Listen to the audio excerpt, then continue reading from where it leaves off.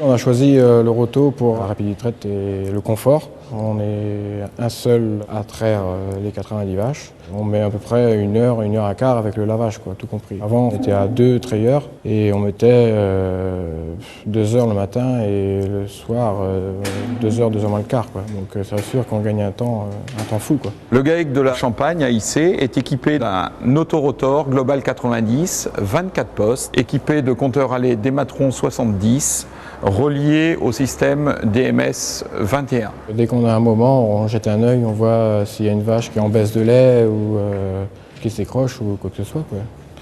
On a la conductivité en plus de ça, des fois un taux cellulaire différent. C'est pas forcément franc, mais ça nous donne un petit avis, quoi. Ça met en confiance parce qu'une fois que la vache est branchée, on la voit plus, quoi. Donc faut faire confiance aussi à l'écran, quoi. 14, elle est là. On peut aller dessus, puis là on retrouve le lait, la conductivité, l'activité, l'aliment qu'elle a donné dans la journée. Là, on est devant le pupitre de contrôle de l'autorotor Global 90.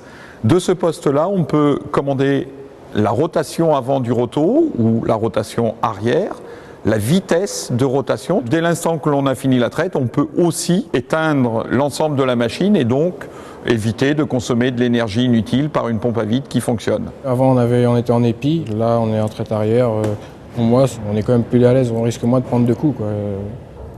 C'est plus sécurisé par les bords à l'arrière, quoi. La lisse est à la verticale de la plateforme autorotor, ce qui permet une excellente accessibilité de la mamelle, car l'animal peut s'approcher au plus près du trayeur. Sur un autorotor traite extérieure, l'entrée est directe des animaux. Ils effectuent leur rotation et ils disposent à la fin de 3 places pour sortir.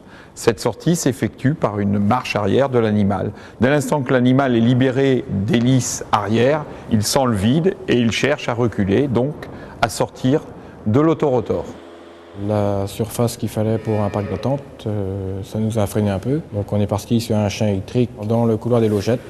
Toutes les 4 places de rotation du roto, le commandeur va klaxonner, le rideau va avancer pour rétrécir l'aire d'attente. À tout moment, on peut repasser en mode manuel.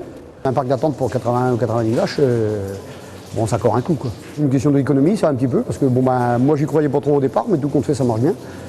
Pourquoi? Parce que ça fait une salle de moins à entretenir, à construire et à entretenir en plus, quoi. Là, on peut commencer à laver les quais pendant la traite. C'est un avantage aussi pour la rapidité. Et puis après, on peut mettre les griffes en place pour le lavage.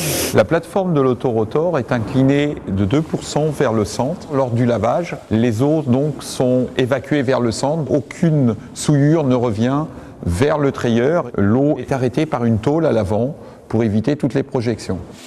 Quand je suis arrivé là, on travaillait avec un transfert, on est passé à une salle de traite. Aujourd'hui, c'est le roto. Je pense que c'est l'évolution d'un peu de tout le monde. On n'est pas bloqué au niveau quantité de vaches, si je peux dire, ou même s'il y a un quota supplémentaire un jour, un tour de roto de plus, c'est 10 minutes et c'est 200 000 litres de mieux, quoi.